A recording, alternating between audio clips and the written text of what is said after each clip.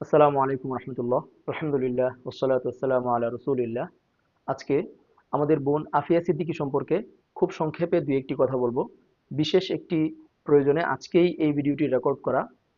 আমরা ভিডিওর শেষাংশে বিস্তারিত তথ্য উপস্থাপন করব ইনশাআল্লাহ। আমরা ওনার সম্পর্কে অনলাইনে বিভিন্ন তথ্য জানতে পাই এবং ওনার একটি বই আছে ওনার নামে, এটি হচ্ছে Afia Siddiqui the grey lady of Bagram. এই বইটি থেকেও আমরা অনেক তথ্য জানতে পাই। আমি যেহেতু বই সংক্রান্ত কথা বলি এই ভিডিওতে বা এই চ্যানেলে, ভাবছিলাম কখনো এই বইটি নিয়ে কথা হবে। বইটি আমার মোটামুটি বহু আগে পড়া হয়েছে, তবে এই বইটির হার্ড কপি এই মুহূর্তে আমার হাতে নাই। আমি পিডিএফ পড়েছিলাম।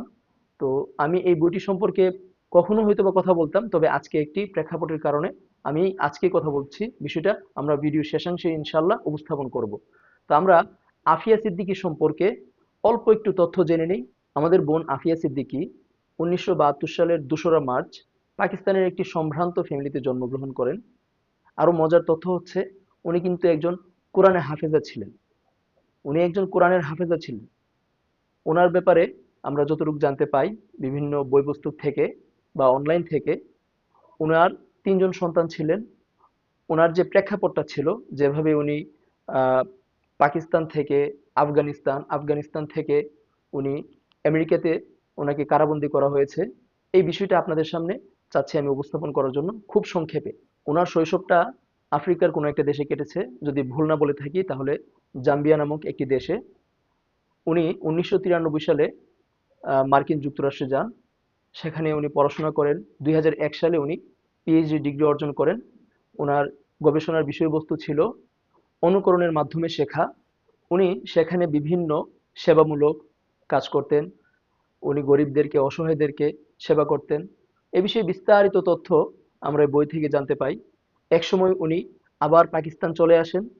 পাকিস্তান আসার পর থেকেই ওনার জীবনের যে বিভিন্ন ঘটনাগুলো ঘটতে থাকে।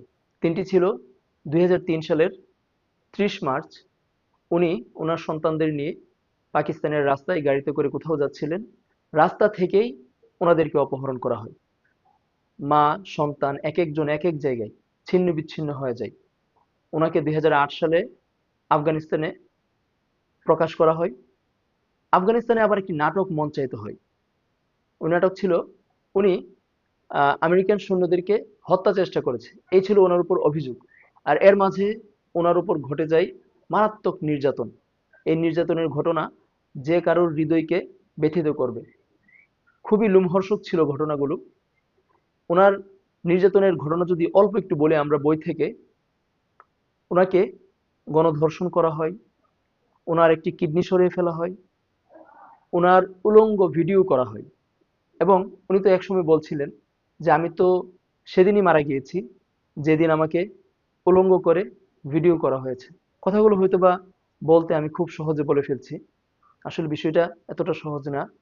ওনার সম্পর্কে আমরা যতটুকু পড়ি, এই বইটি পড়ার সময় আমাদের, বা আমার কথা যদি বলি, আমি যাদের সাথে কথা বলেছি তারা কষ্ট পায়নি, তাদের মনটা ওনার জন্য কাঁদেনি, এমন মানুষ আমি তেমন পাইনি। এই বইয়ের প্রত্যেকটা পরতে পরতে ওনার কষ্টের বিবরণগুলো উপস্থাপন করা আছে। উনি একজন মুসলিম নারী, ওনার কোনো দোষ ছিল না, ওনাকে ষড়যন্ত্রের মাধ্যমে ফাঁসানো হয়েছে। সে অনেক কথা আছে, ঐতিহাসিক বিভিন্ন কথা আছে, কিভাবে পাকিস্তান সরকার কর্তৃক বা কিভাবে কিভাবে কি হয়েছে, এগুলো আমরা অনেকেই জানি। আমি ভিডিও দীর্ঘায়িত করছি না, আমি আপনাদেরকে বলবো ওনার এই বইটি আপনারা পড়বেন। Afia Siddiqui the grey lady of Bagram, এই বইটি আপনারা পড়বেন।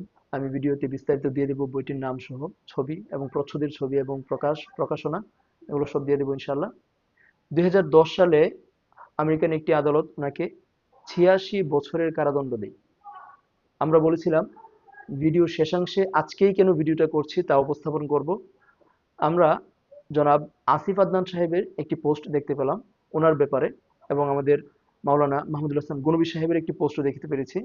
তো ওই পোস্টের ভিত্তিতেই আজকে আমার এই ভিডিওটা করা। আমি বিস্তারিত আপনাদেরকে একটু পরে শোনাচ্ছি। আমি আসিফ আদনান সাহেবের পোস্টের শেষাংশ থেকে সরাসরি আপনাদেরকে একটু পড়ে শোনাচ্ছি। আফিয়ার আইনজীবী ক্লাইভ স্মিথ এর আগে গুয়ান্তানামো বের অনেক বন্দীদের নিয়ে কাজ করেছেন এবং এসব বন্দীদের অনেকে আলহামদুলিল্লাহ মুক্তি পেয়েছেন। তিনি আশাবাদী এক সময় না এক সময় আফিয়াও মুক্তি পাবেন। আমরা আশা করি আল্লাহ অতি দ্রুত সে দিনটি নিয়ে আসবেন। মহান আল্লাহ মুসলিম বন্দীদের কল্যাণময় মুক্তি ত্বরান্বিত করুন। আমাদের অক্ষমতা, অকর্মণ্যতা ও গাফিলতি ক্ষমা করুন। ডক্টর আফিয়া সিদ্দিকীর মুক্তির দাবিতে পিটিশন করা হয়েছে। 10 লক্ষ স্বাক্ষরের টার্গেট পূরণ করতে আরো 1,75,000 স্বাক্ষর দরকার। রবিবারের মধ্যে, আগামীকালকের মধ্যে, যেদিন আপনারা ভিডিওটি দেখছেন। পিটিশনের লিঙ্ক কমেন্টে। সবাই মিলে চেষ্টা করলে কাজটা খুব একটা কঠিন হবে না ইনশাআল্লাহ। আমি মূলত এই জন্যই আজকে হুট করে ভিডিওটি করা। আমি জনাব আসিফ আদনান সাহেবের পোস্টের পুরো তথ্য আমার ভিডিওর ডেসক্রিপশনে অথবা কমেন্ট বক্সে দিয়ে দেবো এবং লিঙ্কটিও দিয়ে দেবো। আপনারা অতি দ্রুত স্বাক্ষরটা করে নেবেন ইনশাআল্লাহ। আমিও করে নিয়েছি। আর ওনার সম্পর্কে আপনারা অবশ্যই অনেক তথ্য অনলাইনে পাবেন। আপনারা বইটিও পড়তে পারেন। আপনাদের সাথে পরবর্তীতে হয়তোবা এ ব্যাপারে কখনো কথা হবে যদি সম্ভব হয়। আহ, আমাদের এই বোনের জন্য আল্লাহ তাআলার কাছে দোয়া করছি, আল্লাহ তাআলা যেন অতি দ্রুত ওনাকে মুক্তি দান করেন। সমস্ত মুসলিম যারা নাকি বন্দী হিসেবে আছেন তাদের জন্য দোয়া রইল। আমরা সবাই দোয়া করি ওনাদের জন্য। আমার জন্য দোয়া চাই। আপনাদের সকলের সুস্বাস্থ্য ও নেক হায়াত কামনা করছি। এই ভিডিও এখানেই শেষ করছি। আল্লাহ হাফেজ। আসসালামু আলাইকুম রহমতুল্লাহ।